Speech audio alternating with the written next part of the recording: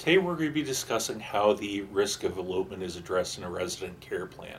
My name is Barry Doyle. I'm a lawyer in Skokie practicing nursing home abuse and neglect work throughout the state of Illinois.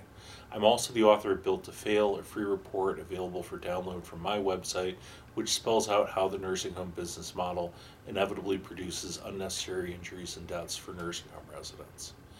The risk of eloping or wandering from the nursing home is one of the areas that is addressed in the standard care planning package that takes place when a resident is admitted to the facility.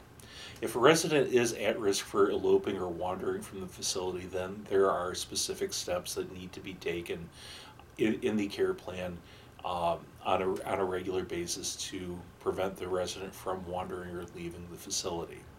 Some of these steps include placing the resident in a locked unit, typically a memory care unit.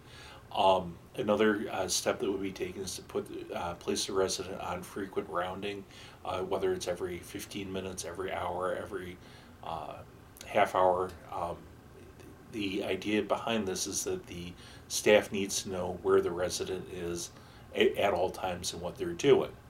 Another step that can frequently be taken is to use a device called a WanderGuard, which is a bracelet that is placed on the resident, which sounds an alarm when the resident leaves designated areas. Finally, the resident can have a psychiatric consultation done where a doctor is brought in to try to manage the resident's anxiety and agitation that is associated with their desire to leave the facility by using some type of psychiatric medications. All of these steps that are going to be part of the care plan is something that needs to be done on a 24/7 basis.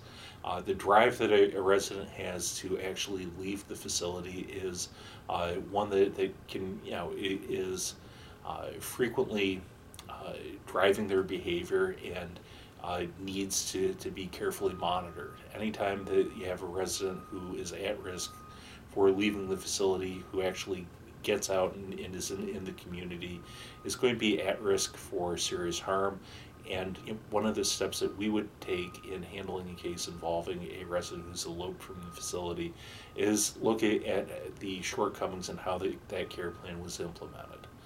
Hope this has been interesting. Thank you very much for watching. My name is Barry Doyle. If you have any questions regarding this or any other issue involving nursing home abuse and neglect cases, please feel free to reach out to us. My number is 312-263-1080, or you can catch us on the internet at www.accidentlawillinois.com. Thank you very much for watching.